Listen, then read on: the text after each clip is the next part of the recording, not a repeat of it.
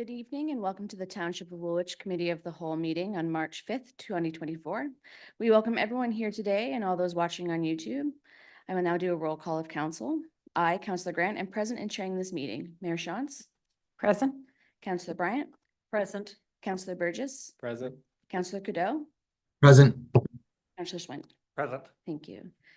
We will now move to a public resolution. Do I have a mover? Mayor Shantz, and then seconded by Councillor Burgess. All those in favor? Thank you very much. We'll start with a land acknowledgement. I want to acknowledge the land on which we live have been here from time immemorial and that Indigenous people have lived here from time immemorial. I thank the Chinootan, also called the Attawandaron, the Anishinaabe, and the Haudenosaunee people who have lived here and cared for this land and who continue to share and steward this land with us. May we together learn to care for each other, our flora and fauna, and the lands that sustain us. Are there any disclosures of pecuniary interest? Seeing none. We have no items to come forward from close, no public meetings, no presentations, but we do have some delegations tonight. Before we start, I will read some instructions. We have some delegations this evening, but on this section of this agenda, delegations have 7 minutes unless council or the clerk have set a different time amount. After you speak, please wait for questions from council. Once there are no further questions, you may return to your seat. You can leave anytime you wish, or you're more than welcome to stay for the remainder of the meeting. Our first delegate is Dr. Marie Hardy, who's here in person. Thank you for joining us, and you may come forward and present when you're ready.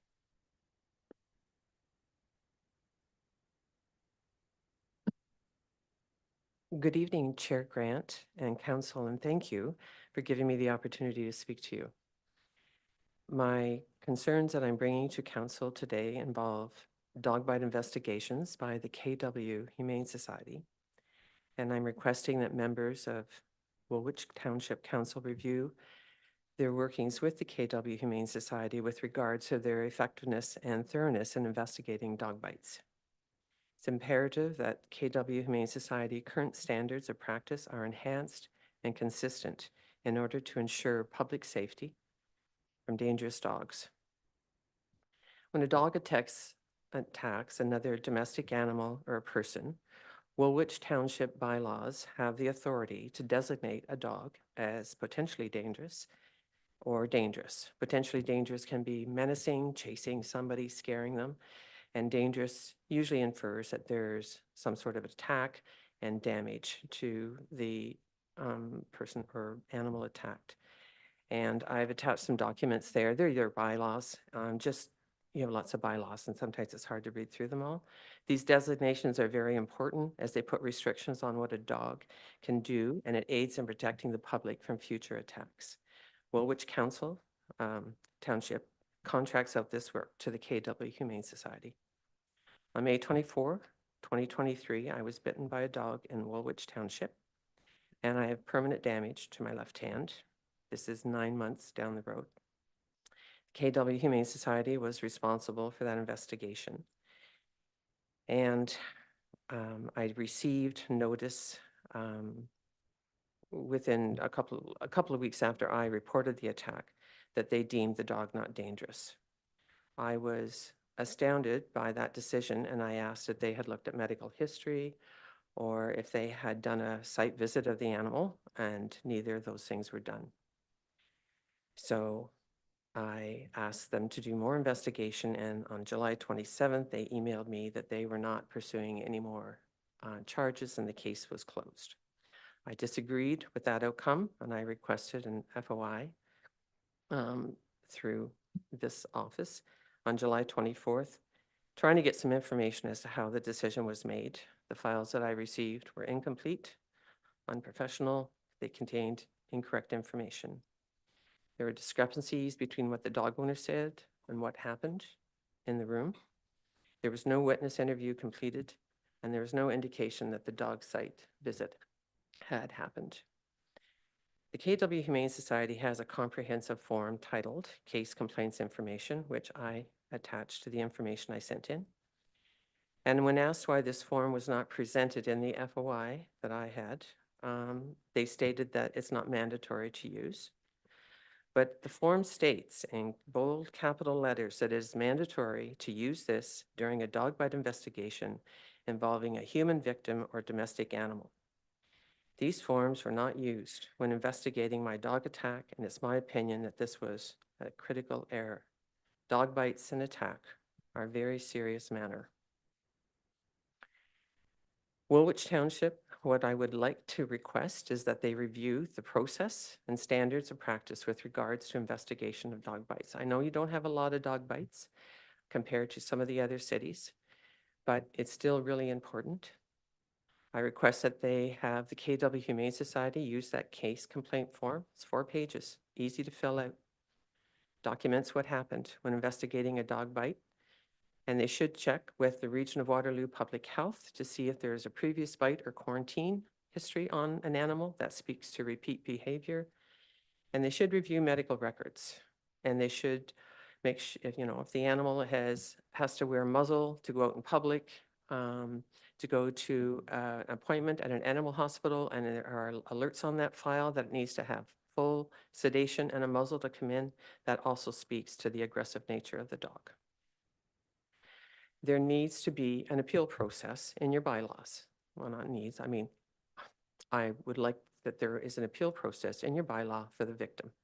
You have an appeal process for an owner if they disagree with what the KW Humane Society says about their dog, but there is no recourse for me as the victim to appeal a decision by the KW Humane Society. I filed an FOI, I appealed the FOI. It doesn't work. The incidence of reported dog bites has increased in municipalities. There's on average 1 reported dog bite in the region of Waterloo daily. That's reported. Many go unreported because they're your neighbors or your friends and you don't want to upset them. But anybody that goes to the hospital with a wound, that has to be reported to public health. So that information is there, it's accessible. And because they've increased, it is the role of animal bylaws to protect the public from harm by designating dangerous dogs. This did not happen in my case when I was bit. And it's really important that designating a dangerous dog doesn't mean the dog's going to be euthanized, okay? Like, it's not like that. They can be muzzled, they should have a notice on their property that that this is a high fence, that there's a dangerous dog in here, because dog attacks are unprovoked in most cases. Sometimes there's warnings, sometimes they're not. And attacks after are physically damaging and have a great impact on even approaching dogs otherwise. I was lucky. It was a hand, not a face, but it can be a child's face the next time. I thank you for your time, and if anybody has any questions, I'm happy to speak to them. Thank you, Dr. Hardy. Is there any questions for the delegate? Seeing none. Thank you for your participation. Is there any questions in regards to this matter beyond Dr. Hardy's presentation? I have one, if that's fine. Oh, sorry, Councillor Cadeau. Thank you. Thanks, Chair. This one's for staff. I'm wondering what authority we would have to direct the KW Humane Society to complete investigations in certain way. Is that beyond our purview, or is that something that we could, request that they do? Is this something that's beyond our control, I think is what I'm asking. Through you, Madam Chair. So the Humane Society is under contract, or we are under contract with Humane Society to provide those animal control services in Woolwich Township. If council made a request, I think it would be, they should consider that request, but ultimately the scope of their review will be up to them. Thank you. Jeff, I also have a question for you, specifically when it comes to the appeal process, and we may not have an answer tonight. I know that the dog designation committee is a committee of council, and that is the appeal process for the dog owner. I'm wondering when it comes to the victim, if that would also fall under our own jurisdiction, or if that would be something that's under DOLA or under a different act there. I'm not sure where that falls, but I'm wondering if staff could maybe do some looking into that for us. To you, Madam Chair. So I do remember we looked at this when we last reviewed our animal control bylaw in 2018. It was something that we hadn't seen any other municipalities do, provide an appeal mechanism for the victim or essentially to appeal a non-decision. So like I said, we looked at other municipal bylaws and tried to find some best practices there. If council wanted us to look into it, you could direct me to do that as well. I would say that that would take some time, where the bylaw department is very busy this year. But additionally, I'm not sure, we'd probably have to get some legal advice in terms of how that would work, because like I said, I haven't seen it done before. Doesn't mean that it's not possible, just would require a decent amount of work and figuring that out. Are there any other questions? Mayor Shantz. Maybe thank you through you to Dr. Hardy. I mean, I had a dog for a while and I took him to the vet, but I don't understand the workings, the internal workings, particularly of a vet clinic. But is there any difference sort of in the level of risk expectation inside a vet clinic than outside? I would think that it would be comparable to a police officer answering an emergency situation where they might get shot at. I mean, every day, I guess that's a risk that is in a clinic. But the animal in question had a long history of having problems. They could have used my history of being attacked, could have been removed from the investigation and just assess the rest of it without mine even being in there.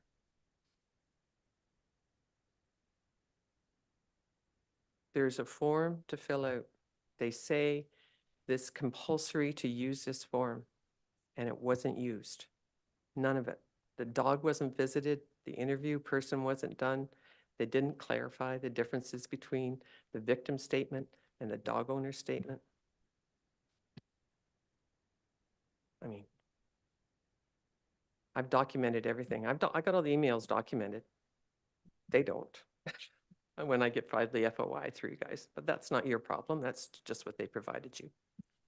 Anyways, it's been very frustrating, but I do really appreciate the opportunity to speak to you. I've spoke to City of Waterloo. I'm speaking to the City of Kitchener. This is a problem. And when you don't have many bites, or you don't have someone who just says, let it go, but it's wrong. And this is public safety I'm talking about. Thank you. Thank you, Dr. Hardy. Right. Are there any motions, any discussion that council would like to have, or? Seeing none, thank you very much. We will next hear from our Chief Administrative Officer, David Brenneman, to present his report, and then we're going to invite our delegate, Mr. Marshall, to speak.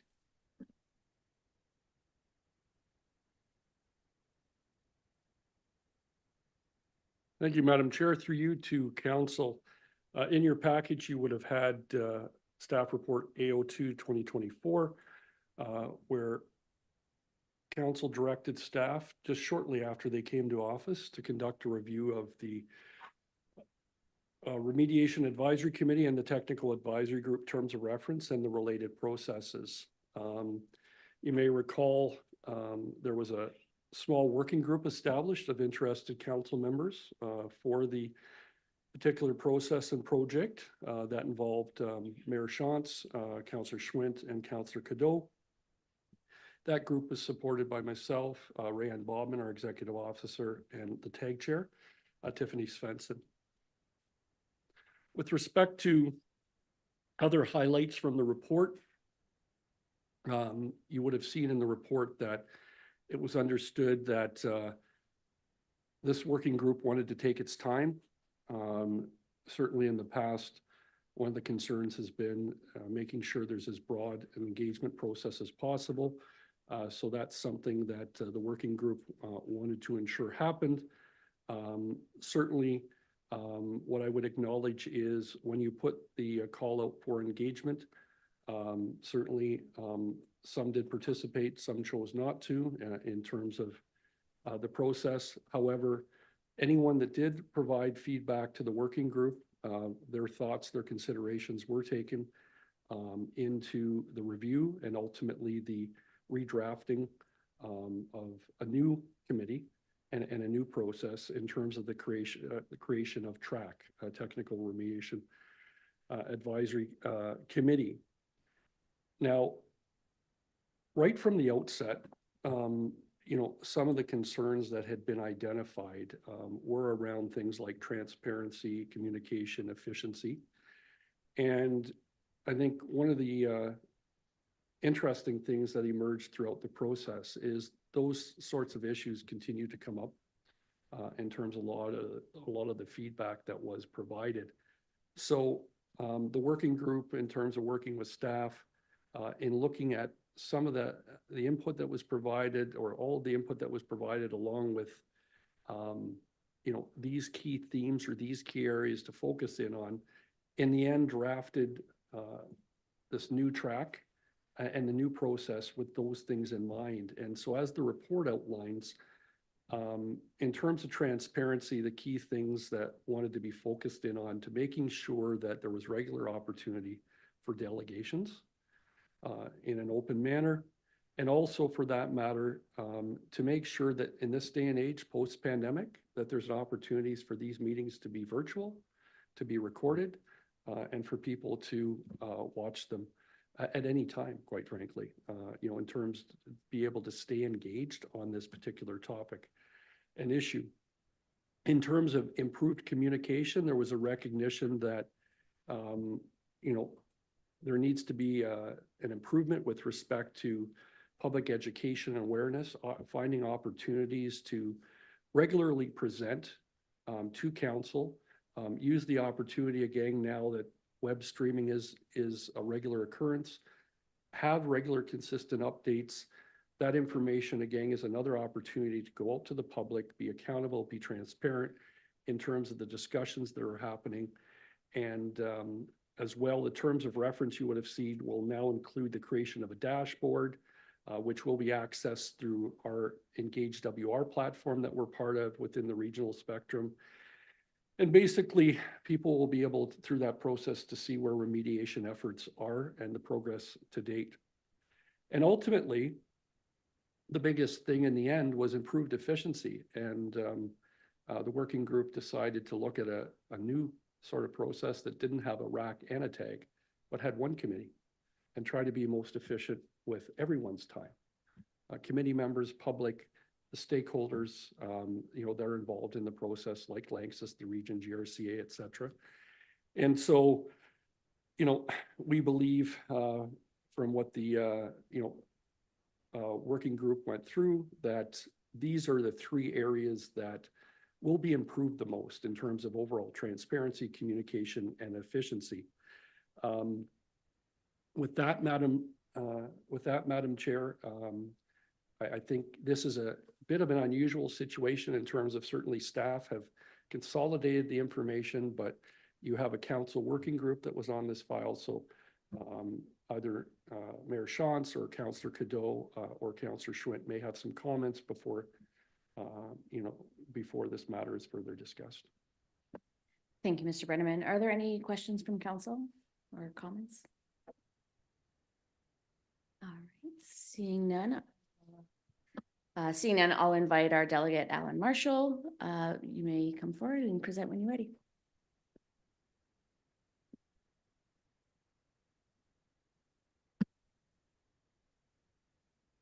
Good evening.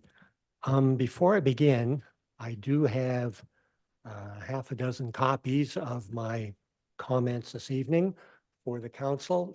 Should I set them here? Should I give them? Seeing Jeff running over there, I think. Sorry about doing this so awkwardly.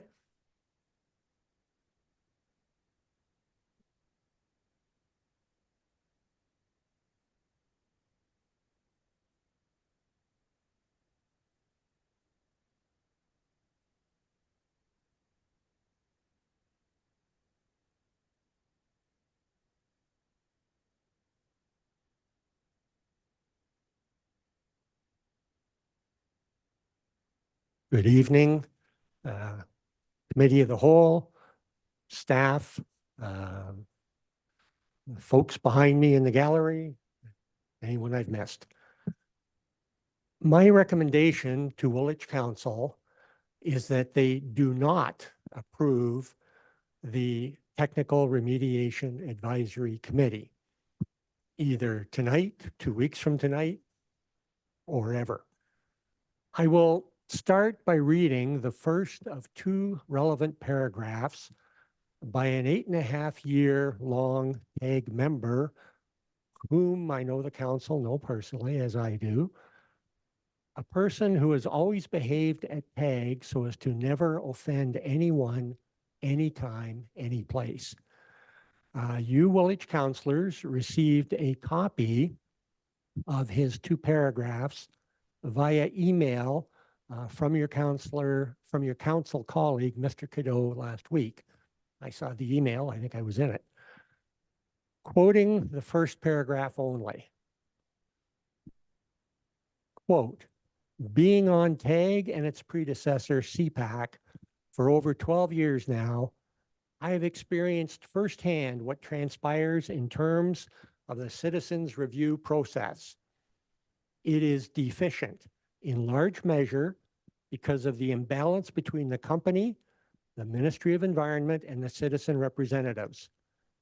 This is partly because of the capital the company has at its disposal and related the technical expertise it can command. The sad reality is for third parties, example GHD Consulting, to be unduly influenced by the company's interest. Quote, he who pays the piper calls the tune, unquote. The reports and presentations over the years have been favorable to the company by their paid consultants. All of, sorry, I added that. I'm supposed to be quoting. I take that. All of these are placed in a format of irrefutable and wholly objective science. There is rarely a critical word. Against this, a committee of laypersons, most of whom are not technically proficient in hydrogeology, are overwhelmed with detail and outmaneuvered. Not surprisingly, they become deferential to appearance rather than really expose the substantive. And what is that? We are just 5 years away, actually closer to 4 now from when this was written last fall. We're just 5 years away from when the remediation of our groundwater was to be completed. We're at least several decades away from coming even close to achieving that, unquote. Speaking now on my behalf, it's my position that putting the same people in charge, making the same dubious promises, using the same methods and procedures, and getting the same results, failure, is pretty much the definition of insanity, isn't it? I believe there's a joke to that effect. The following 2 quotes I'm about to give to you are from the TAG minutes under the then chairmanship of Dr. Richard Jackson of October 13th, 2016, 2 months prior to his departure as chair. Quote, TAG discussed the potential that the township has exhausted all technical arguments, this is 8 years ago, and run into a wall of public policy and bureaucratic lethargy. And as such, the only path forward is a media strategy or going to the Environmental Commissioner, which does not report to the Ministry of Environment, but to Queen's Park, unquote. From the very same 2016 minutes, which, by the way, are on the Woolwich Township website, and I'll throw in here, they're hard to find, at least for me they are, quote, TAG also discussed whether a technical advisory committee was beneficial anymore to the township, as a technical case to the Ministry of Environment does not seem to move the need for action forward, unquote. This is from, quite frankly, the township's own environmental committee 8 years ago, when they had easily, and there have been the odd good chair and the odd not so good, but easily the best chairperson they'd ever had. Moving along, with superb leadership, TAG started amazingly well. Comtura and the Ontario Ministry of Environment were quickly put in their place by Dr. Jackson, an internationally recognized expert in remediation of contaminated sites. Dr. Jackson lambasted Conestoga Rovers and Comtura for their shoddy work around ISCO, in situ chemical oxidation remediation. Dr. Jackson repeatedly hammered the Ministry of Environment for their shoddy work concerning suspended sediments in the creek, their failure to recognize a basal gravel unit at the bottom of the municipal aquifer, and their failures at honest communications with downstream Canagajig Creek residents. The ministry sent intentionally deceptive, don't worry, be happy, emails to the downstream residents. Dr. Jackson was prepared to shake up the status quo. He was willing to make the changes necessary, including confronting the two biggest prevaricators, namely Comtura and the Ontario Ministry of Environment. The chair since January 2017, however, is not aggressive. I'm going to read fast, which is exactly what senior management at Woolwich Township want. They want a chair who will go along to get along. As far as a 16-month inexperienced new councillor as chair with extremely limited knowledge, seriously? Councillors, this new plan is just the same old don't rock the boat, let Lanxess and the ministry do their thing, and allow another 35 years of slow leakage into both our aquifers and our creek to reduce the toxic load of the form. Please step up and tell the truth that likely major cleanup could still be done, but no politicians, municipal, regional, provincial, or federal, are willing to pay for it either before or after Lanxess leaves town. Woolwich Township's unstated but clear purpose has been to add credibility to two very guilty parties, namely Uniroyal Chemical and successors, as well as to the Ontario Ministry of Environment. How is it that the... Okay, got a paragraph. May I continue, please? You can see in front of you how much I've got left. Thank you. How is it that the two guiltiest parties are in complete control of the cleanup? Why is it that despite failing to come anywhere close to drinking water standards, that Woolwich, instead of demanding real reform and a different, more powerful approach, instead are merging two proven failures, namely Rack and Tag, into one committee, likely manned by the same nice, semi-credentialed, deferential, don't rock the boat persons as described by Sebastian earlier? Frankly, I'd rather see Woolwich abandon the field, abandon the battle, rather than continue to tarnish themselves by being cheerleaders for the two biggest polluters in the province. Final comment. The political purpose of many committees is not to find the truth. It is to reinforce the decisions and position of those in charge who appoint the committee in the first place, primarily to give themselves independent, arm-length support. The cover-up of the truth continues unless councillors, you decide to stop it. The ball is in your court. Thank you very much for the extension and for your listening. Yes, thank you, Mr. Marshall. Are there any questions from council for Mr. Marshall? Councillor Bryant? Thank you. Through you to Mr. Marshall. You mentioned you don't like the composition of the committee. What would you recommend? I'm looking at the committee composition on this report, and it's saying 6 to 8 members of the community, the mayor and 2 members of council, 1 region of Waterloo representative, an independent third-party technical expert. What would you think the committee should consist of? I'm going to attempt to answer your question, but with a little twist. Theoretically, if you had a neutral, unbiased person or group choosing citizens wisely, not randomly, but wisely, based on qualifications, based on interest, that is one thing.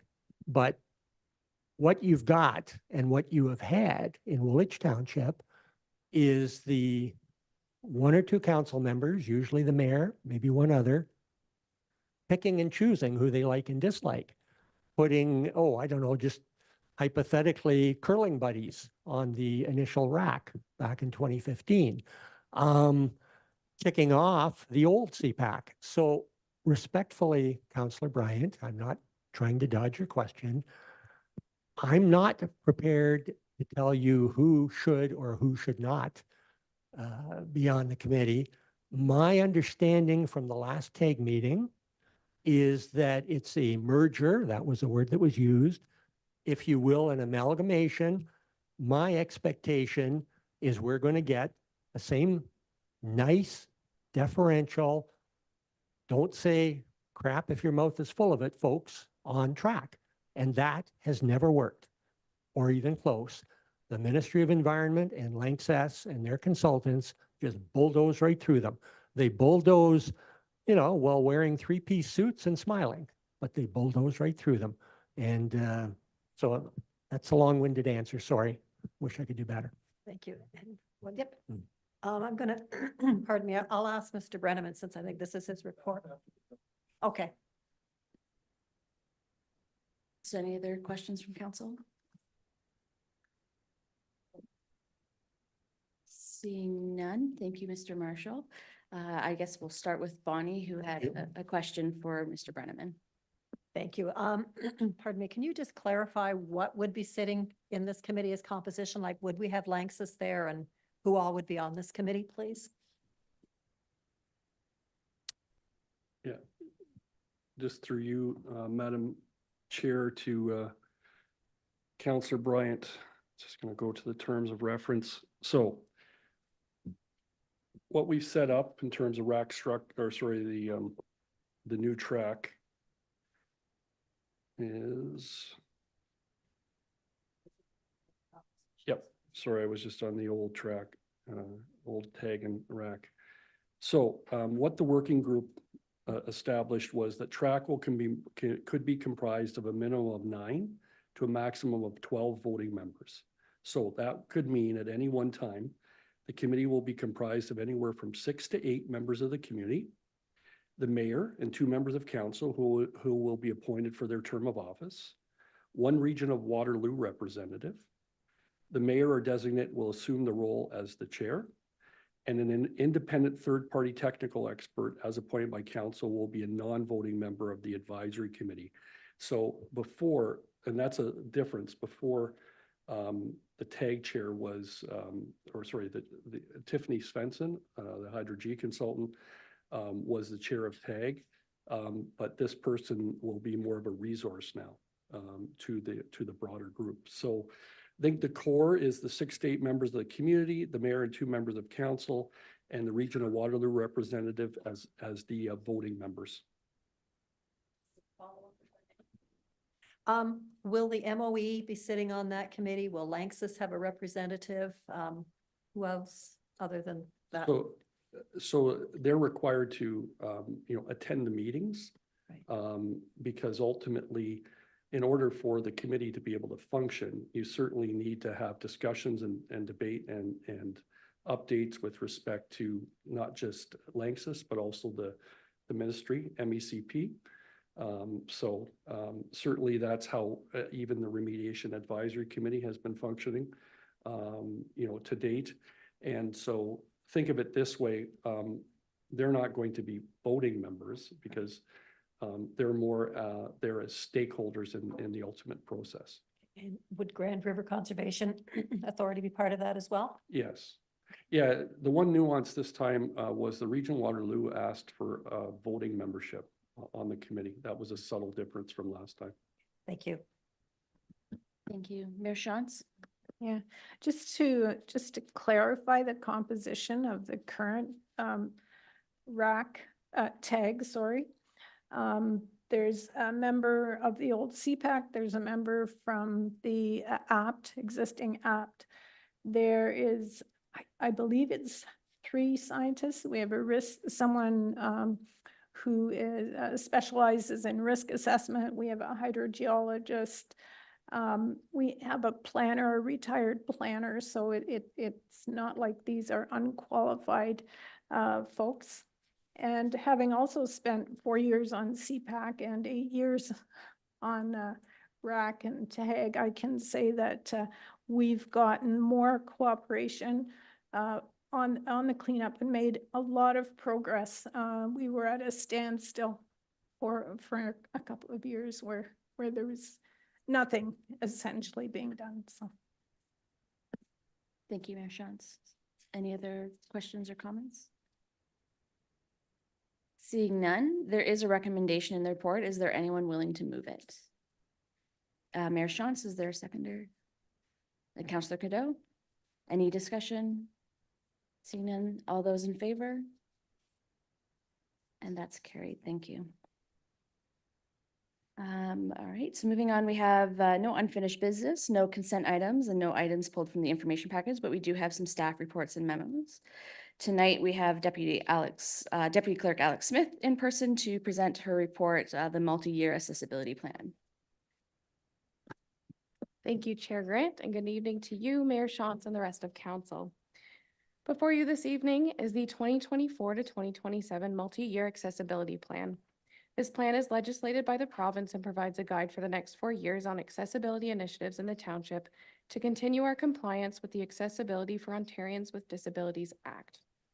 With the report, staff are recommending that council approves the plan, which will be posted on the website following final approval, and it will be used by staff and reviewed annually over the next 4 years. And with that, if council has any questions, I would be happy to answer them. Thank you, Clerk Smith. Are there any questions? All right, seeing none, there is a recommendation in the report. Is there anyone willing to move it?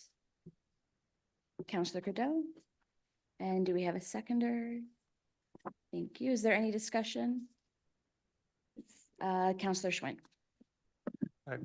Quickly on this one, because I know this is a long-term plan, long-term goal for us.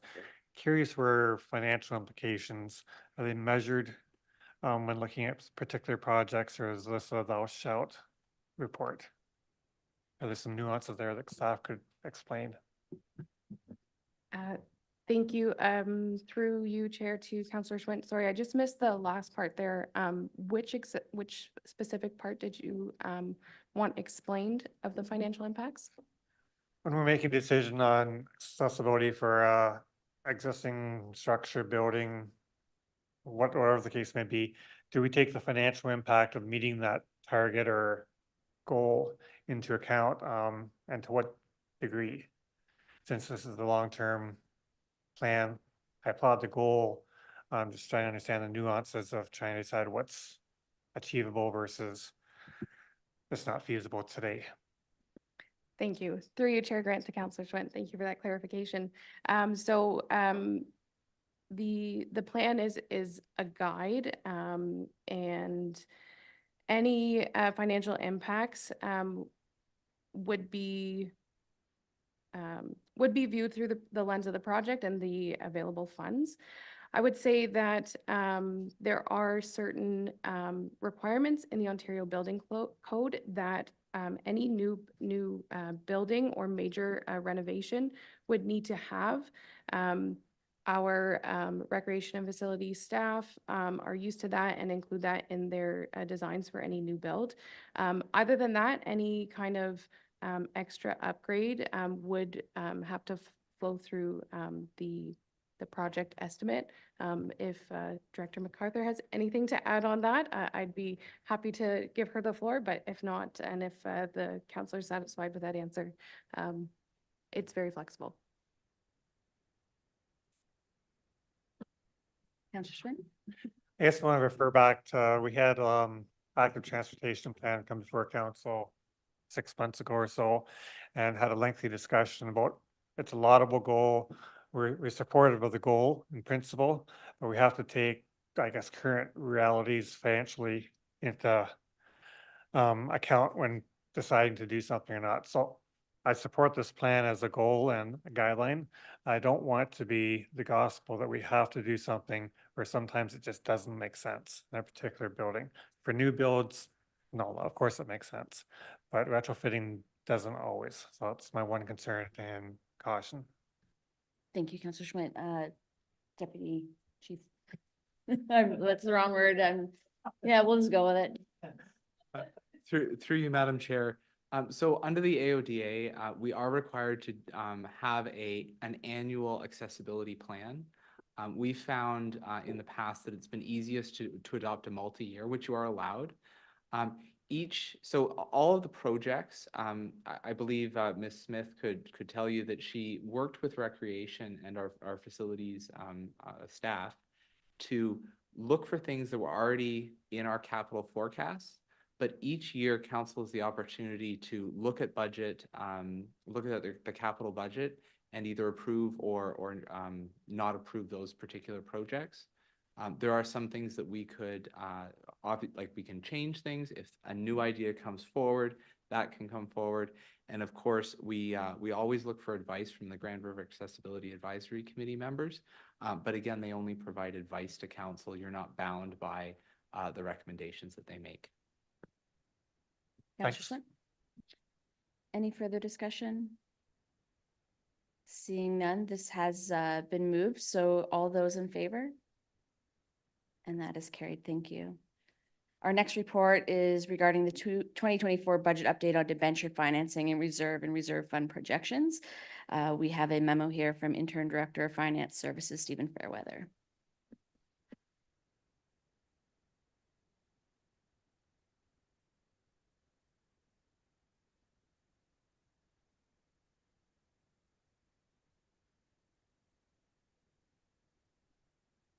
Through the chair.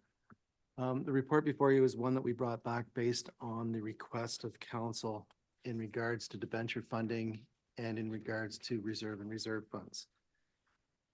If you go to page 37, which I believe is the attachment 1 of the report, in there on the debenture debt, the council had requested us come back with the outstanding debt that's been issued through the region and held internally. And this highlights the debentures that are outstanding. We have one on the water project for Elroy Acres. The last final payment is in 2024. Then we have the Industrial Drive Sewer Capital Project. That debenture was issued in 2023 and will run till 2033. We have the WMC, the admin building, and Floradale Fire. That debenture runs till 2034. And then we hold 2 small internal financing debentures. There's a 2021 hot mix program, which the final payment in that will be in 2031. And there's the street lighting conversion that was done, and that debenture expires in 2027. So that schedule just highlights for council that in total, we have about 3.96 million in outstanding debentures principal. For that. The next area that they asked us about in relation to debenture debt was in regards to what we look to be financing in the future. So in there, I've got it on attachment 2, page 38. You'll see that there's the Elmira North Sanitary Sewer Pumping Station. It has 2 projects for it. This took a bit of time to compile as these projects are budgeted annually. So if you look at the Elmira North Sanitary Station,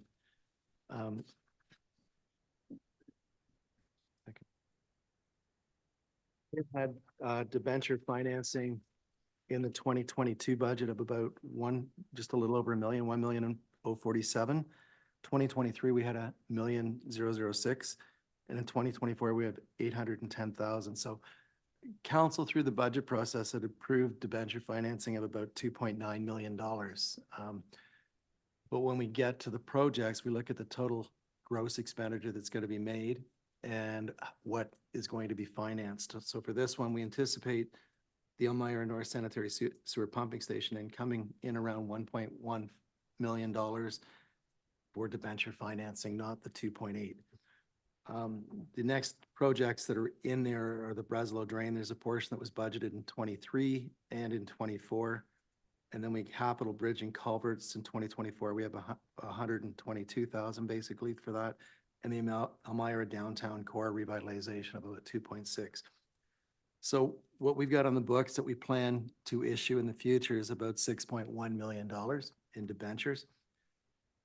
Further down on that page, we wanted to know what the tax rate impact potentially could be for servicing this debt and the timing of the payments for the debt. So based on the 2023 budget, a 1% equals about $143,000. If we borrow at 5% over 10 years, the cost per million is about 128,300. So for the Elmira project, we're looking at 147,269 roughly to service that debt. We don't anticipate that debt being required to be issued till 2025, and then the first payments of that would come in 2026. The reason for the timing of the flotation of the debt is none of the debt can be issued until a project reaches substantial completion. And at that point, the township has the authority then to issue the debt that they need to finance that. So we don't anticipate the Elmira North Sanitary Pumping Station being substantially complete until 2025 sometime. And then if we go to the implications on the operating budget, we have the Breslow Drain 1. Again, we anticipate substantial completion then around 2025, and then the first payments commencing in the 2026 taxation year for operating. It would cost about $279,800. The bridge and culverts about just a little under 16,000, and the Elmira core revitalization. It's a little bit different type of debenture. We'd be looking for sort of like a line of credit on that one, which would be an interest only because we'd be looking at a short period of time to hold those borrowings. If we issue debentures, the region only does 10 and 15-year debentures, so we'd have to find another means to finance that. We've had conversations with the region regarding opportunities to look at short-term borrowing for that project. So if you look at that, the operating budget would have about $425,900 in annual debt payments. If we look at the tax rate in 2023 of what 1%, that'd be just a little under 3%. However, each year as you do your budget, the annual levy increases. So if you look at 2024's operating budget, our net levy is about a little over 16 million. So 1% would represent $160,000. So by the time you get to issuing this, it'll be below the 3% rate and lower to finance that. So those were the schedules that we were asked to bring back to council regarding the debt. And then the next one that we were requested to come back with was based on the changes that were made during the operating and capital budget discussions, if we could give an update to where we project the reserve and reserve fund balances to come out. In doing that, you'll see that the reserve fund balances, instead of being about 1.6 million, are going to end as a forecast of 3.7. And those are the changes that were made in relation to some of the capital projects being deferred and some additional contributions to the reserve and reserve funds as highlighted in the report. The other area that we were asked to sort of complement the reserve funds with was what is the purpose, objectives, usage, funding targets, and other considerations.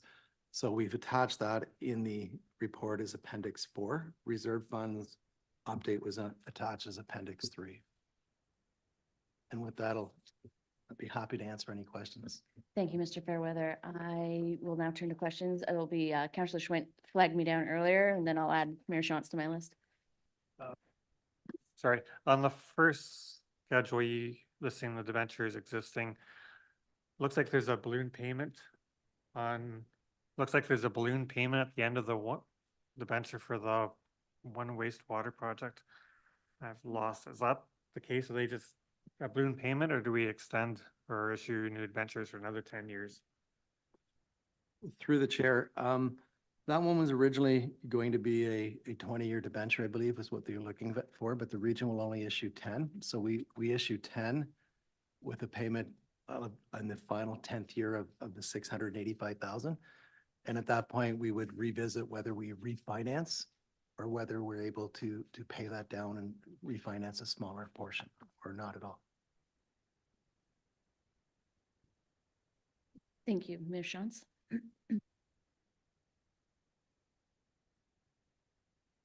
Thank you. I'm wondering if you can put any dollar amounts to the funding targets. This is on the reserves, the final page, attachment 4. You've got funding targets, but can you put actual dollars or an estimated actual dollars to those numbers? Through Like, so we can compare them to the previous chart. through the chair, the funding targets are listed here, and I did list down what they roughly would be. So if we want to run through these, we can sort of start at the first on page 40 there. So if you look at the operating budget contingency, it has an upper set limit of 20% of the annual township operating levy. We levy about 14.8 million. 20% of that means the target would be about 2.9 million. We currently have $403,500 in the reserve fund. The working capital, if you look at it, talks about 100% of tax arrears, 50% of other receivables. If we look at where we're at right now, our receivables are about $2.6 million. So our target would be $2.6 million for that. We have about a little over 1.9 in the reserve. The self-insurance, it sets an upper limit, a lower limit of 175, an upper limit of 350. And currently we have 273,000 in the reserve fund. If we look at page 41, capital contingency, it talks about an upper limit of 50% of the township's capital levy. In 2024, the capital levy is about just a little under 1.2 million. So 50% of that puts you around 599,000. And we currently have about $172,000 in the reserve. The legal OMB, the upper limit was established at 250 several years ago. It's never been updated since it was established. So you would be looking at increasing that. And currently we have an adequate provision of $301,000. If we look at the special circumstances, it varies depending on the nature of the specific projects represented in the reserve. We have about $207,000 in that reserve right now. If we look at the winter stabilization, it says 50% of the annual budget for winter control. In 2024, the annual budget's about 1.1 million. So 50% of that's about $545,000. And we currently have 20,000 in there, but it fluctuates based on the cycle of the weather. So when you have some mild winters like this, you'll probably put money in at the end of 2024. And when you have severe weather, you draw out the reserve. Municipal elections, that's funded over a 4-year period. Try to smooth the cost of the election so you represent a quarter a year. In 2024, I believe you have a contribution of about $25,000 going in to there. And there's an amount that will be put in through the 2023 budget process on the closeout. If we turn to page 43 and we look at the climate action, its balance must be sufficient to meet 5-year operating and capital plans. We figure that's around $500,000 required in there based on what we currently have. Based on the current, we would need about 980,000. Currently, we have just a little under 430,000. Development charges, those fluctuate and they're collected based on the permits issued. So there's no set targets for that other than what's allowed within the DC background studies. We currently have a balance of about 1.1 million in there. Equipment replacement, it talks about the balance must be sufficient to meet a 10-year capital forecast. Within the 2024 capital budget, we have a 5-year forecast of about 10.6 million requirements. And we currently have about $1.4 million deficit in there. And we've planned to come back to council with further updates on funding for that. We look at page 44, Canada Community Building Fund. It says 5 years, so we should have about 4.3 million. And it comes in and goes out. Basically, we spend what we get in that fund. And we've got a $219,000 deficit, but that will be adjusted to make it equal to zero at provincially. Infrastructure investment, we don't have a cap on that one yet developed. Right now, we plan to have about an $850,000 deficit in there. The park fund it's an obligatory fund. There is no target. That's just funding we collect for cash in lieu of parkland. And the balance in there is about $45,371. The Walter Bean Trail, there's no target set for that. It has just a little under $261,000. Page 45, your recreation fitness, there's no target set for that. We have about just a little under 25,000 in there. The water fund, it will be updated as we go through part of the rate study review. And when we come back with some funding in the fall of this year, it's got a forecasted balance of about a $1.4 million deficit. The wastewater, the same thing. It's got about a deficit of 331,000. Property building maintenance, 5 years puts it about $5.7 million. And we have $547,000 in there. If we look at the building administration, there's no target set on that. It's just a little over $1 million in that reserve fund currently. The parking lot, there's no set target for the balance. We've got just a little under 15,000 in that reserve fund. The transient accommodation tax, we have just a little under 751,000. And development administration, there's no target for that, and we have a little under $359,000. We look at page 47, that's the Recreation Facilities Development Reserve Fund. Currently, we're forecasting zero, but I do understand that when we close out the books in 2023, there will be a small balance in that be placed in that reserve fund. So I'm not sure if that answers all the questions that council was seeking. Mayor Shantz? If you put all those together, we've got total, I think on the previous page, we've got totals, right? For a total of the reserves, projected balances of the reserves. What reserves are we particularly short in that we need to focus on? Because some of these are clearly going to sort of adjust themselves, or are, where we can spend money if we've got money in the reserve fund. So which of these do we need to be particularly concerned with? Through the mayor, like I said, this is a forecast based on what we know is committed. We're just in the process of closing out the 2024 books for the draws and utilization of the reserve funds. Based on that, your opening balance is projected to increase by about $4 million because we haven't spent all the money. So based on what we do, if you revise the schedule before you tonight, it was just updated yesterday. We'd be forecasting an ending balance of about $7.7 million after taking out the commitments in 2024. So the ones that require the attention are the ones that are really in the deficit. And like we had indicated to council earlier, is staff are working through a funding model or financial forecast to come back to council on the existing infrastructure to do it. We're also going through the phase of updating the DC study, which will come to council sometime before June to do. And you'll see the updated charges for that to help boost those reserve funds up. There'll also be a water and wastewater rate study coming to council during this term this year, and it'll address some of the issues with the water and wastewater reserve funds.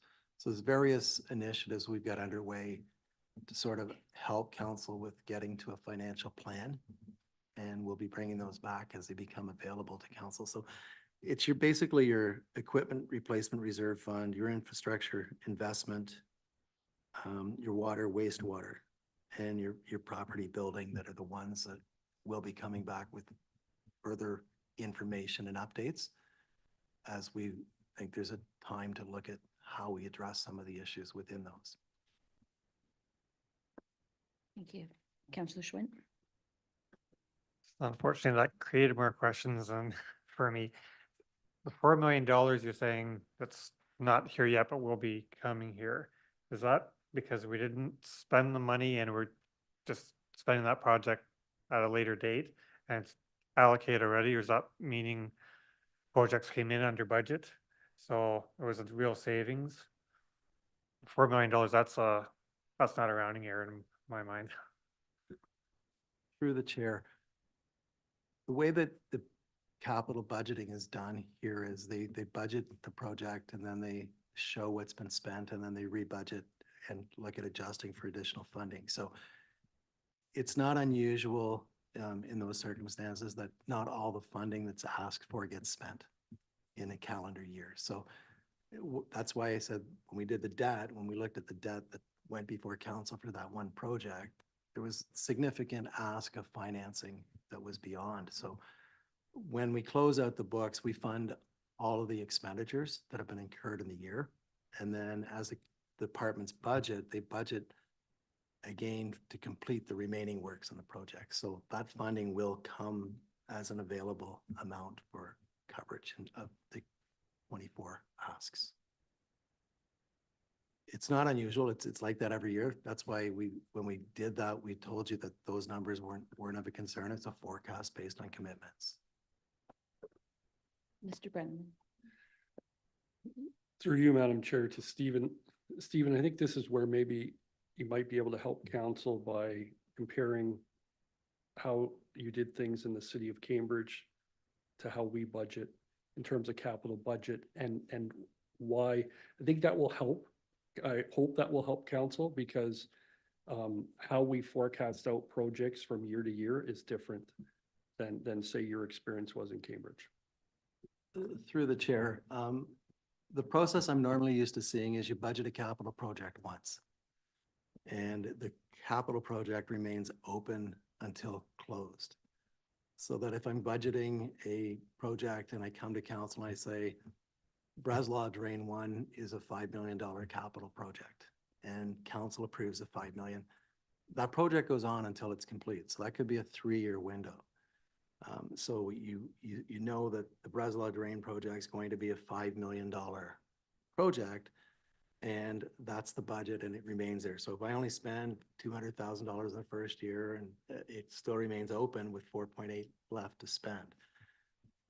What happens here is they budget those projects. So you see the capital budget from the prior year and then we apply to that what the expenditures are. And then they rebudget again for the remaining works to be completed and they ask for financing to balance that. It's a little bit different than what I'm used to seeing because usually you budget a capital project from start to finish all within the 1 year.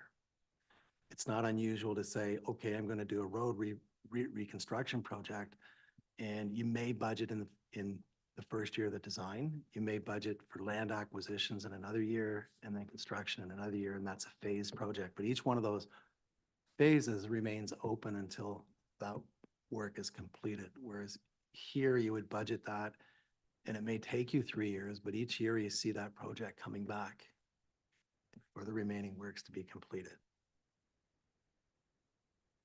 Mr. Brennan. You, Madam Chair, to Stephen, could you also comment on perhaps because of the way that budgeting has historically been done, whether, the information that we provide to council with respect to the state of debt or actually more so the reserve and reserve funds won't be as accurate as when the audit is complete? Can you speak to that? Through the chair, yeah. The requirements for the utilization of funding for capital projects is that you can only recognize the income in the statements to the extent of the expenditures. So if I budget a $1 million project and in 2023 I only spent $200,000, then I can only provide funding up to the $200,000. So that's the way it's structured. So the $800,000, the way it's done in Woolwich's budgeting is that project would show up as 2024 as $1 million, expenditures of 200. It'd be rebudgeted for $800,000 with the financing shown again. The normal process that I'm used to seeing is you would allocate the $800,000 right off or the $1 million right off the bat in the year of budget and draw it out of the reserve fund for financial records and do a worksheet entry to the extent of the expenditures for the balance sheet presentation. So it's a little different the way it's done, and it makes it a bit harder to do the forecasting of what your opening position is going to be in your reserve and reserve funds, because looking at the GL records, it doesn't really tell you what that position and the commitment against it is. Thank you. Any other questions? Councillor Swint? I guess for me personally, going forward next year, it's gonna be very important to have an estimate of what that carryover is. Because that makes a material difference to what state of reserves are. Comment number one. Question two, to change topics, is wondering experiences in other municipalities on when balances are negative. Do municipalities have policies on negative reserve funds and how they're treated? And as in it shall not happen, or it can only happen with an express change in bylaw? What's appropriate and what have we seen? Through the chair, it's not unusual for a reserve fund to be in a negative position. And when that does happen, you look at the reserve fund and you try and determine what's the cause of it. In the long haul, am I going to be back into a position that I won't be in a negative? And what's the future capital works coming that are going to put the commitments on that reserve fund utilization?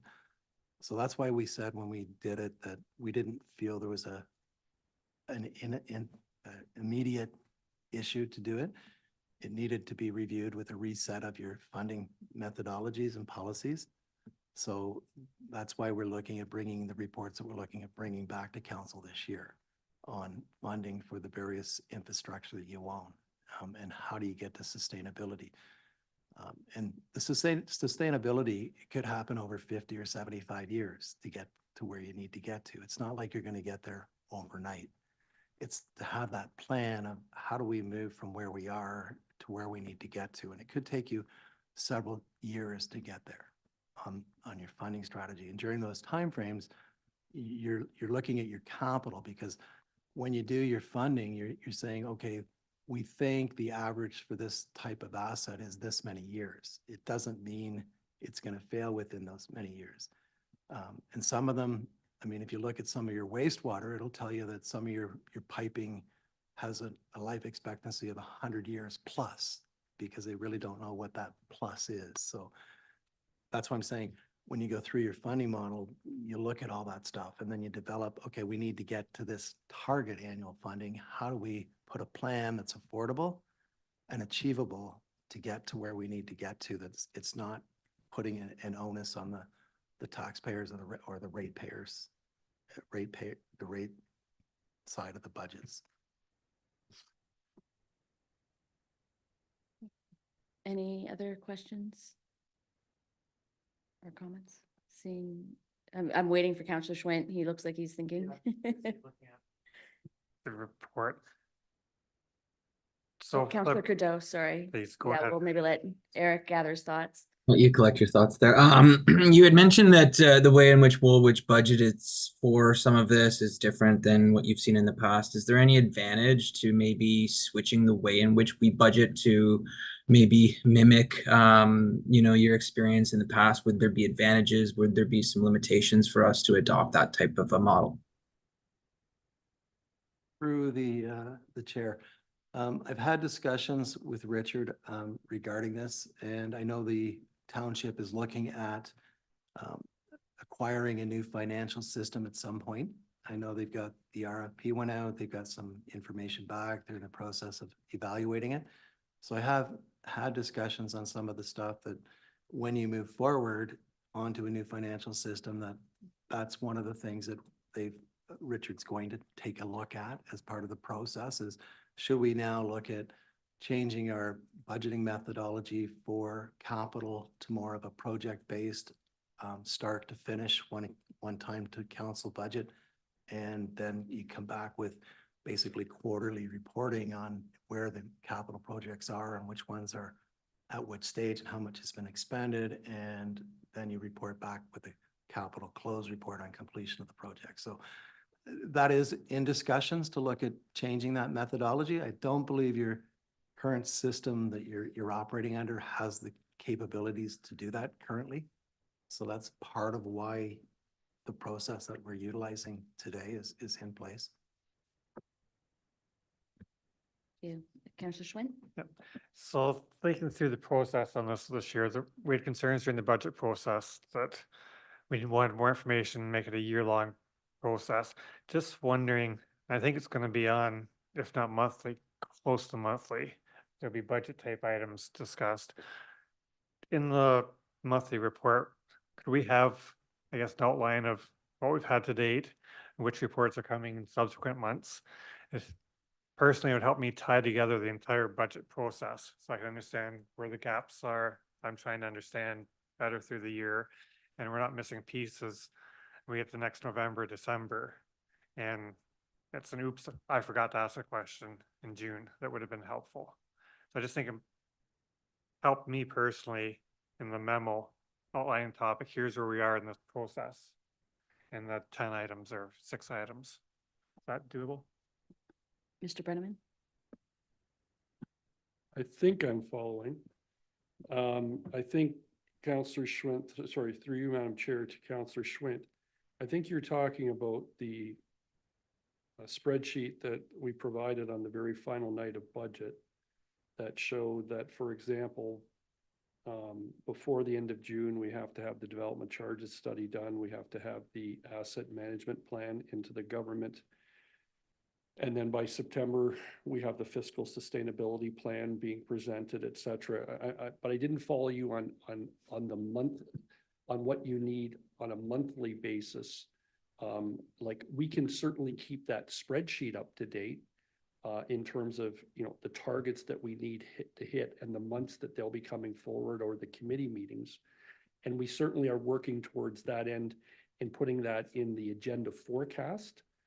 If that would, like, if that's the document that would be helpful to say, hey, here's when this is coming forward. This is when it will be received by council for discussion and debate, if that's where you're going.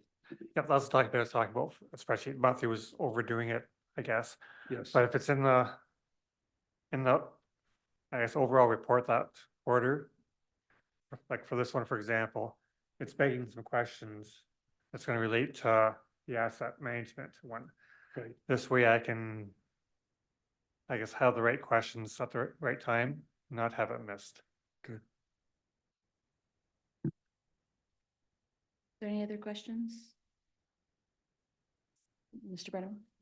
Just a comment, Madam Chair. So, I mean, I think Stephen and I would agree that, you know, we knew it was important for council to see this document post the budget, something that you had asked for.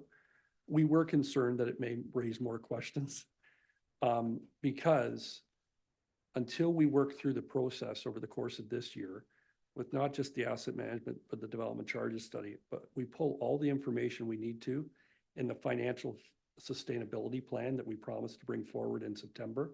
That's going to be the critical document. That's going to be the document that says, here's how, you know, here's the plan for getting the reserves and the reserve funds back into the state that we need to. Here's how many years it will take, all of those sorts of pieces. You know, we brought this forward because council wanted to see, okay, where exactly we're at. But the real important document will be the one that will be presented in September. That'll be the one that will put all of the pieces together and also the plan together. All right, thank you. Seeing no more questions or comments, we can move on. Thank you, Mr. Fairweather. We next have the Water and Wastewater Supervisor, Scott Orton, and the Director of Infrastructure Service, Jared Poupay, here with the report on the 2024 Drinking Water System Annual Summary and Management Review. And thank you, Chair Grant. Through you to the rest of council, I wanted to introduce to you Mr. Scott Orton, who is our Water and Wastewater Supervisor for the Township of Woolwich. And this is, I believe this is council's second time then seeing this report, this particular term of council. This is a legislative report, the Drinking Water Systems Annual Summary and Management Review Report. So we have consolidated those reports. We used to do those individually in the past. It is important, obviously, to understand everybody's roles and responsibilities with respect to drinking water. Council is the owner. That is very important for council to understand. And that is why these reports need to come to council and why the information is contained in here. And the unfortunate reality is this all flowed from the tragic events that occurred in Walkerton and the implementation of the Safe Drinking Water Act in 2002 by the province of Ontario. So every municipality who has drinking water system is legislated to follow along, have a drinking water quality management standard, and provide these reports to the public and council. So first recommendation here is obviously for council to receive the report for information. The second recommendation then is for us to share with our water partners and our adjoining municipalities. We share with the region of Waterloo, the city of Waterloo, the city of Kitchener, from a water perspective. I think the report does a good job of outlining why it's here. It also updates council with new information from the past year there in 2023. I think it's always a fascinating story for me. In the 12 years that have been here, we had 8 water systems to start. In 2012, we are now down to 4. That is an efficiency. That's a significant efficiency. Is that does reduce our requirements for testing of our system and when we combine the way we do. So, you know, that is in working conjunction with the region of Waterloo as the designated supplier of potable water, and we are the distributors of that water. So that's how that works in a multi-tiered system. We do need to report on adverse water quality incidents. There were 17 adverse water quality incidences reported in 2023. That is down slightly from 2022, where we had our highest recorded that I can recall was to 21. So on average, we were running around 10 or 11. We are now starting to see upwards of 21 to 17. We continue to work with our regional partners as we do contract out the biological testing to the region, and then that is tested there in their labs. That is an efficient use of dollars for the township to elicit them to do that work. We then do the chlorine residual testing. So adverse drinking water quality incidents is important to note that it has not deemed the system to be unsafe. I would say predominantly it is simply some low chlorine residuals. Flushing then can take care of that. That can happen in stagnant systems. So that is pretty common here. And there is a reporting strategy that's required to be followed, and our staff do that very well. The other important piece to note, and these are significant improvements if anybody follows along from our 2012 days until now, we are much better. There are no incidences of nonconformities that is being audited by an external auditor and NSF, and we do our internal auditors through claims environmental, and it's been a while since we got out of that. So we used to unfortunately have to deal with a number of entanglements that we have moved forward on, and I want to give credit to the staff that work hard on this. This is a daily job. It really is. This is very important. Drinking water systems are incredibly important and require a lot of time and attention. And that is certainly a credit to the staff who look after that system to get us to a situation where we can say that to council, that there are no nonconformities. Always room for improvement. That's important to understand. This is continual improvement. So there will always be opportunity to do better. I won't go through the appendices, the management review. Obviously, that is done with top management. That would be the Director of Infrastructure Services as well as the Manager of Operations. And then both Mr. Orton and Ms. Schwint attend that meeting as well. So with that, Scott is here, and myself, if council has any questions on the summary report and the management review. Thank you. Councillor Bryant. Thank you. Through you to Mr. Poupet. I'm looking at your numbers as far as incident reports. Is there any one system that most of this is happening in, or is this spread throughout the systems? Through you, Madam Chair. What we're finding is it's spread out through our systems, and We've reached out in cooperation with the Region Waterloo, seeing as they look after our sampling, because all of these that you're seeing are coming from sample results. And what we're finding is that it's happening during the warm season where you have insects like earwigs that are infesting certain styles of our sample stations. So our staff has implemented a cleaning process during that time. And the other thing that we did was we've tried to change out some of the sample stations to a newer style that are more not so friendly to the bugs that are causing these issues. Every time we resample, we're getting positive results. So we're not having any issues where they're actually true adverses. It's just kind of an ongoing issue that we're working on. And we've reached out to the region to see if they can change some of their sampling habits, which could help with that issue. Thank you. Thank you. Any other questions? Mayor Shantz. Just curiosity, in Appendix B, how do you get a negative water loss? Great question. I was hoping you wouldn't ask that. Through you, Chair Grant, to Mayor Shantz. The challenge with determining exactly where we are in the billing cycle, there's a number of pieces that are at play. So have we got the water meter reads in, people moving in, moving out? So there is a whole host. It is not an exact science for the time for which we get the numbers, right? So I think what we do need to look at aggregately is sort of snapshots in time and figure out. We do know we have I&I in the township of Woolwich, so that is a contributor as well. But it is also billing cycles with our residential billing cycle as well as wholesale water bills being provided for the region. And those times don't always line up, so that's why you get some numbers that don't look quite right. Thank you. There is a recommendation in this report. Is there anyone willing to move it? Councillor Schwint. And seconded. Councillor Cadeau, sorry. I'm not used to you not being in the room. Is there any further discussion on this? Seeing none, all those in favor? And that is carried. Thank you. We next have Mr. Poupé again in the hot seat for the tender award for contract 2024-02 structure replacement for Floradale Road. Mr. Poupé. Thank you, Chair Grant, and through you to the rest of council. This is our first tender award project in front of council. This is for the replacement of the Floradale Bridge. Now, this is the last structure for the township to replace. We have replaced the other structures along this road. If anybody's familiar with Floradale Road on that north end, it is an unfortunate sight when you come over the hill and see the narrow structure there. It is a load limited structure as well. We certainly challenges with the old order community there, certainly through winter. It is quite narrow when looking at that roadway. So it is long overdue. I'm happy to be here in front of council with an incredibly competitive bidding process.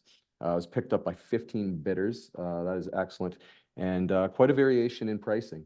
We did see a lot of bidders from not necessarily just in our locale, but outward of our area.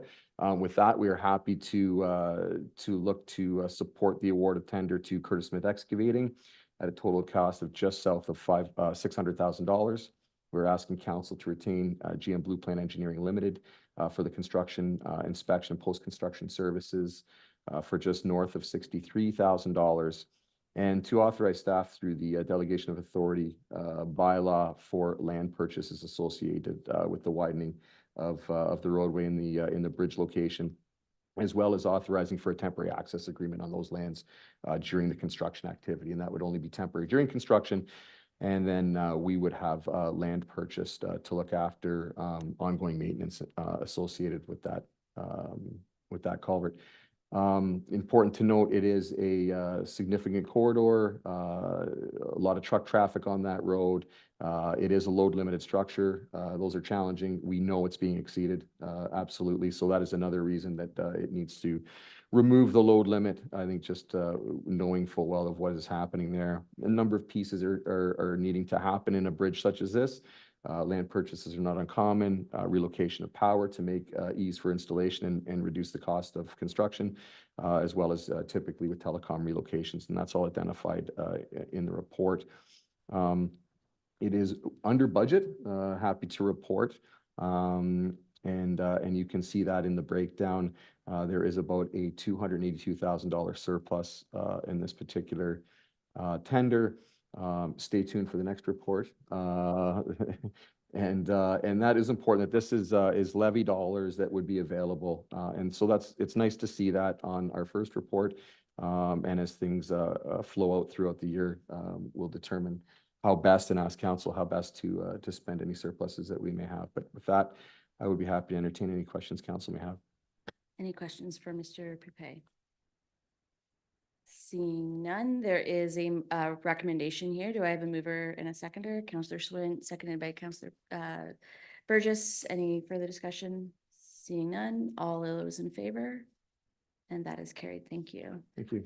And then we have more. Madam Chair, can I just interrupt? I'm just looking at the next report and this totally slipped my mind at the beginning, but I'm going to declare a conflict on the Okay, next thank one. you. My son lives on that street. All right, so moving on to the next report, it's the tender award for contract of the George Street, High Street, and Charles Street reconstruction in Elmira. Mr. Poupey, you have the floor. Thank you, Chair Grant, and through you to the rest of council. This is the second tender award report of the evening. Is toward the contract for the reconstruction of George Street, High Street, Charles Street in Elmira to Navicon Construction Incorporated at a cost of $3.755 million. Retain GM Blue Plan Limited Engineering for the construction, administration, and post-construction services for just south of $160,000.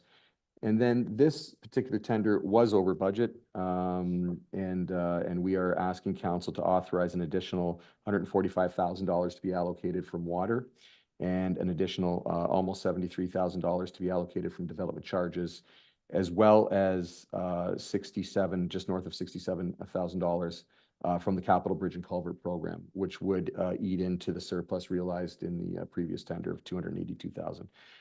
So we think that that is sufficient to do the work. Contingencies are contained in every tender award. It's important to note as well. So while we are asking for this additional, there's always, it's there to plan for unforeseen things, but hopefully we're not having to dip into that, and that there would be savings realized at the end of construction, but that remains to be seen. I think the important piece to understand here is that this is an important reconstruction project driven by the upgraded water system as an enhancement. The road network up there is less than ideal, as residents could certainly attest, and there would be improvements to storm drainage. It was felt that this is an appropriate ask, given that water reserves are a user-funded system, so that will get picked up, as well as development charges. And again, the slight increase in the levy side of things has already been realized in a previous tender award. So that was the rationale for why staff are recommending, to proceed, even though there was a slight increase. We went through the competitive process, as staff, or as council will know. A number of bidders did apply. I think there were 7 bids received, and it was very competitive, in about 1.4% to separating. I believe that was first and second, and the overall increase to the tender award was about 7.7% from the construction estimate. So all in all, in today's climate, still what I would consider a successful tender, and certainly you can see the pricing and from the bidders, it was quite close. Actually, it was 1.4% separating the lowest and the third, so my apologies. So that's even, that's quite tight. So again, that just shows staff that is, a competitive process, and these are real construction dollars. Yeah, I believe with that, I'd be happy to try to entertain any questions that council may have. Thank you very much. Councillor Bryant. Thank you. Through you to Mr. Poupey. Just one question. Under other known costs, you've got 25,000 for Woolwich staff. Yep. What's that for, please? So in all our tender awards and in our budgeting process, staff have time allocated to projects. That is budgeted for, and that is applied to those projects for our staff that work on capital programming. So that is a methodology for how we fund the time and energy that it takes to run a project. And that's going to be helpful, obviously, when we look to assess contracted services at times versus internal services. So there's a number of reasons, and then that started probably, say, 8 or more years ago in our department to start doing that. Okay, so So those dollars are accounted for elsewhere or strictly in this process? So all of our staff that work on capital programs allocate portions of their salaries to those jobs that they're looking after and managing. So it's various degrees depending on the level of involvement, depending on the project. $25,000 is a fairly common dollar amount, but it is included in the budget as well. That's not an addition to, right? It's always in the budget, but it's important that we break that out and show council that we are applying staff time and dollars to that work. Thank you. Any other questions? Seeing none, is there, we have a recommendation on the floor. Is it moved or second? Moved by Councillor Bryant, seconded by Councillor Burgess. Any further discussion? Seeing none, all those in favor? And that is carried. Thank you. And we'll just wait a moment to get Mayor Shantz back. Thank you.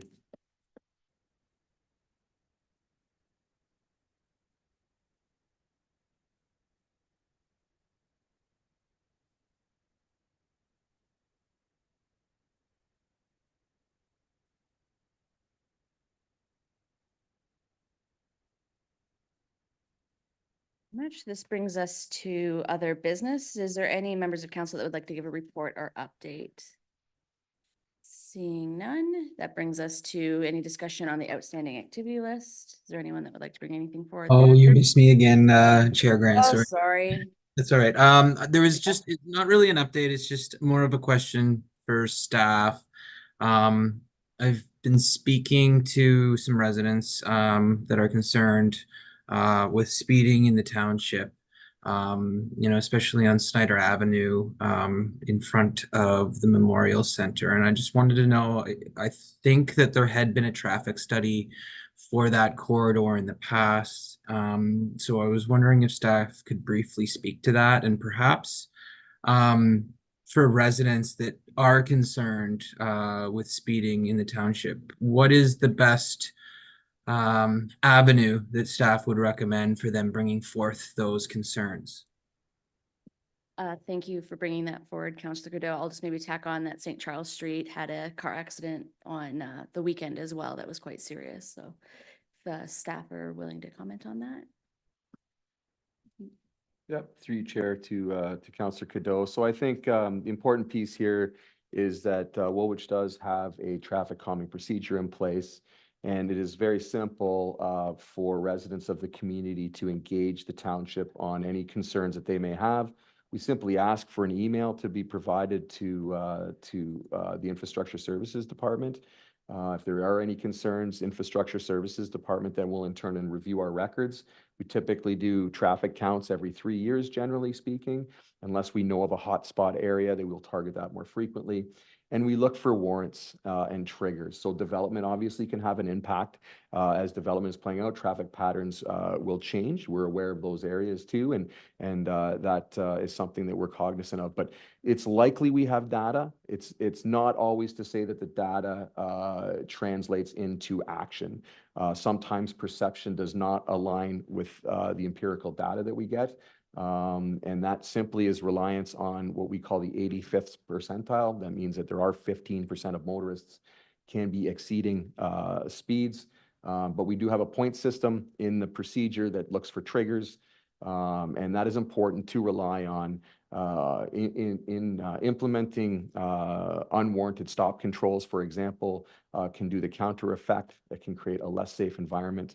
It can be less safe for pedestrians. So that's where staff feel strongly that empirical data needs to drive the implementation of traffic calming measures.